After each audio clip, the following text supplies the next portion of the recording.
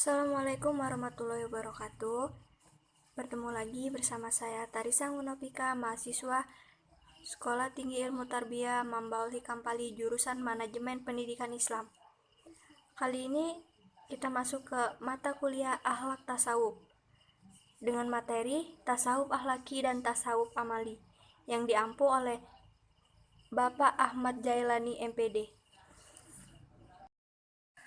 Baiklah, langsung saja kita masuk ke materi. Yang pertama, tasawuf akhlaki. Kata tasawuf dalam bahasa Arab artinya membersihkan dan saling membersihkan. Ini merupakan kata kerja yang membutuhkan objek, sedangkan objeknya itu adalah kita manusia. Setelah itu ada kata akhlak. Kata akhlak berasal dari bahasa Arab, yang secara bahasa itu bermakna pembuatan atau penciptaan.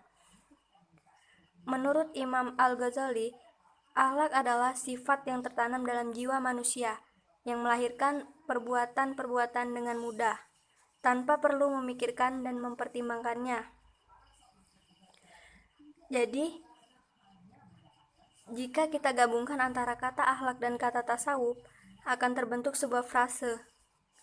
Yang tasawuf akhlaki secara etimologi, tasawuf akhlaki ini bermakna membersihkan tingkah laku atau saling membersihkan tingkah laku.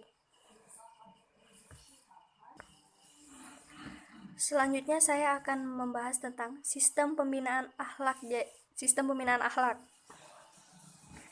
Jadi dalam tasawuf ini sudah disusun sistem pembinaan akhlaknya.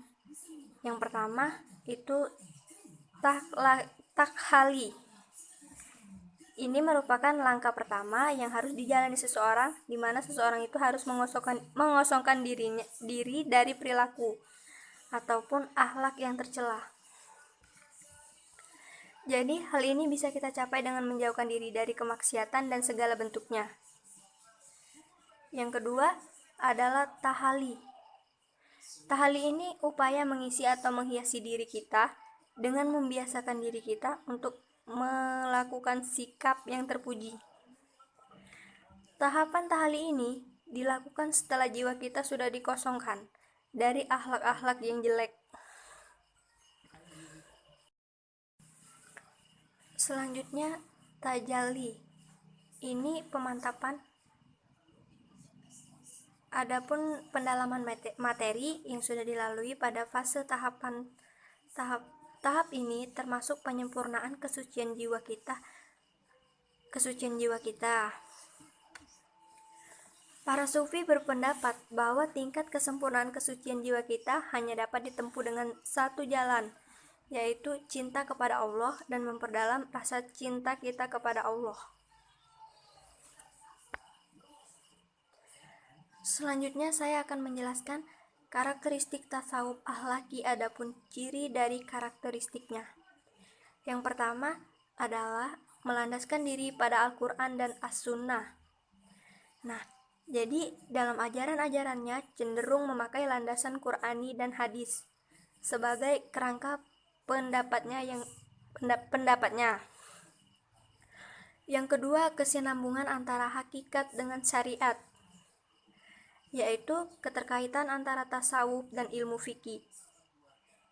Yang ketiga, lebih bersifat mengerjakan dualisme dalam hubungan antara Tuhan dan manusia. Yang keempat, lebih terkonsentrasi pada soal pembinaan, pendidikan akhlak, dan pengobatan. Dan pengobatan jiwa dengan cara latihan mental seperti tahali dan tajalli tadi. Yang kelima, menggunakan terminologi filsafat. Selanjutnya saya akan menjelaskan tokoh-tokoh tasawuf akhlaki. Adapun beberapa tokoh-tokoh tasawuf akhlaki, diantaranya yang pertama, Abu Sa'id Al-Hasan bin Yasar atau Hasan Al-Basri. Beliau adalah seseorang zahid yang amat masyhur di kalangan tabi'in. Beliau lahir di Madinah pada tahun 21 Hijriah atau 632 Masehi dan meninggal pada tahun 1100 Hijriah atau 728 Masehi. Adapun ajaran-ajaran tasawuf beliau yaitu yang pertama, perasaan takut yang menimbulkan rasa tentram lebih baik daripada perasaan tentram yang menimbulkan rasa takut. Yang kedua, dunia adalah negeri tempat peramal. Yang ketiga, tafakur membawa kita pada kebaikan. Yang keempat, dunia ini adalah seorang janda tua yang telah bungkuk dan beberapa kali ditinggal oleh suaminya. Yang kelima, orang yang beriman akan senantiasa berduka cita pada pagi dan sore hari. Yang keenam, hendaklah setiap orang sadar akan kematian yang senantiasa mengancam hari kiamat, yang akan menagih janjinya. Yang ketujuh, banyak duka cita di dunia. Memperteguh semangat amal soleh bukan perasaan takut yang mendasari tasawufnya, tetapi kebesaran jiwanya akan kekurangan dan kelalaian hidup yang mendasari tasawufnya.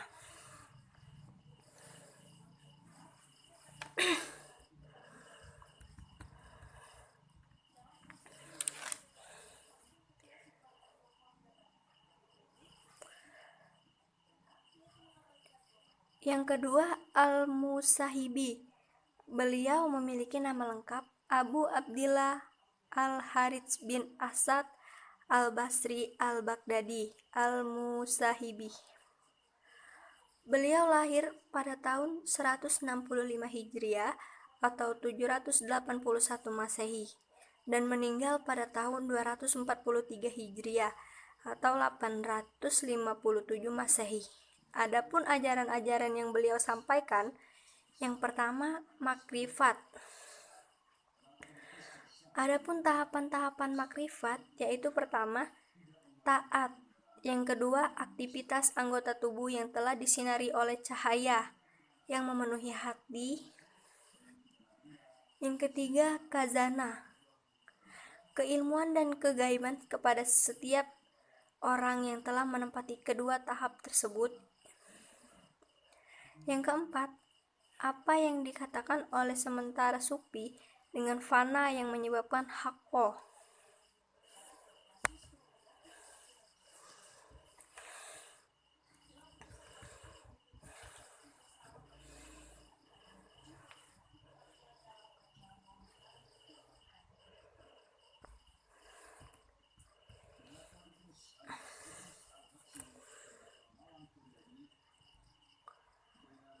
Yang keempat, Al-Kushaidi. Beliau lahir pada tahun 376 Hijriah di Istiwa atau kawasan Nishapur dan wafat pada tahun 465 Hijriah. Adapun ajaran-ajaran yang beliau sampaikan, yang pertama, mengembalikan tasawuf ke landasan-landasan al-sunnah. Yang kedua, kesehatan batin. Yang ketiga, penyimpanan para sufi. Selanjutnya saya akan menjelaskan tasawuf amali. Kita mulai dari pengertian tasawuf amali. Pengertian tasawuf amali itu adalah tasawuf yang membahas tentang bagaimana cara kita mendekatkan diri kepada Allah Subhanahu wa Ta'ala. Tasawuf amali ini seperti yang dipraktekkan di dalam kelompok tarekat, yang mana dalam kelompok ini terdapat sejumlah sufi yang mendapatkan bimbingan dan petunjuk dari seseorang guru tentang bacaan dan amalan yang harus ditempuh oleh seorang sufi dalam mencapai kesempurnaan rohani agar dapat berhubungan langsung dengan Allah Subhanahu wa Ta'ala. Lalu setiap kelompok tersebut memiliki metode, cara, dan amalan yang berbeda satu sama lain.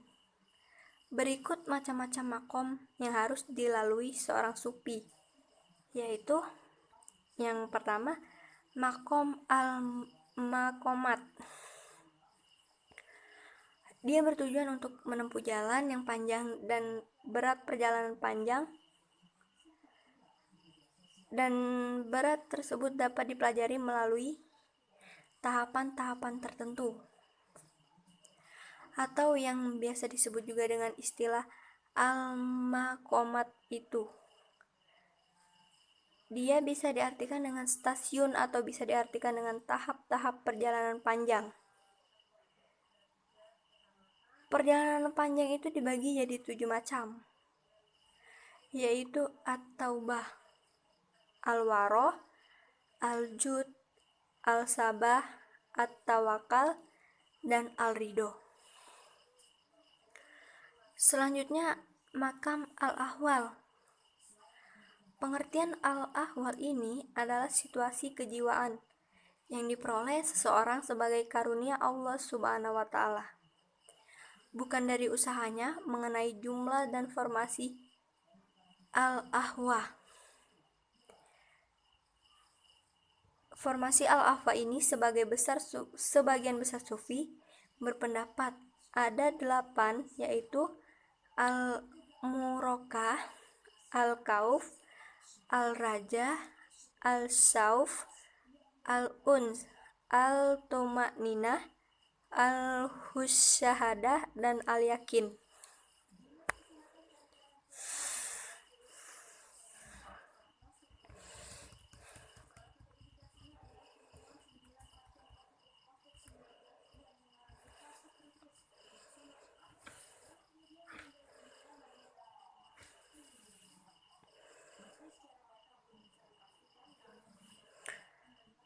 Selanjutnya ada pula tokoh-tokoh tasawuf amali. Yang pertama, Robiah al-Adawiyah,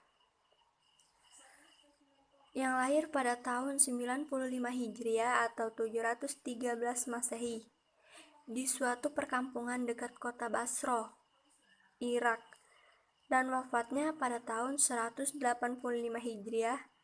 Robiah al-Adawiyah ini dalam perkembangan mekanismenya tercatat sebagai peletak dasar tasawuf berdasarkan cinta kepada Allah Subhanahu wa Ta'ala. Tokoh yang kedua adalah Dhu al-Nun al-Misri, yang lahir di iklim daratan tinggi Mesir. Lahirnya pada tahun 180 Hijriah dan wafatnya tahun 246 Hijriah. Al-Misri ini membedakan marifat menjadi 2, yaitu marifat supiyah dan marifat kliyah. Sedangkan marifat supiyah itu yang berarti pendekatan menggunakan pendekatan kolbu. Sedangkan marifat kliyah ini dia pendekatan yang menggunakan akal. Tokoh yang ketiga adalah Abu Yazid al-Bustami, lahir di daerah Bustam, Persia pada tahun 874 Masehi dan wafatnya pada tahun 947 Masehi. Ajaran tasawuf tersebut adalah fana dan bakoh. Dalam istilah tasawuf, fana diartikan sebagai keadaan moral yang luhur, sedangkan bakoh adalah yang mendirikan sifat-sifat terpuji. Sifat-sifat terpuji kepada Allah Subhanahu wa Ta'ala. Dan tokoh yang terakhir adalah tasawuf amali. Ini adalah Abu Mansur al-Hallaj, yang lahir di Baidah, sebuah kota kecil di daerah Persia pada tahun 244 Hijriah atau 855 Masehi.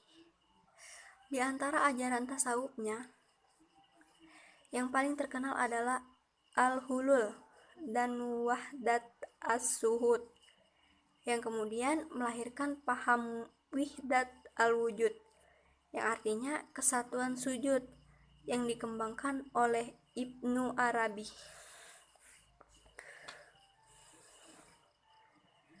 Cukup sekian pembahasan dari saya akhiri. Wabillahi taufiq wal hidayah. Wassalamualaikum warahmatullahi wabarakatuh.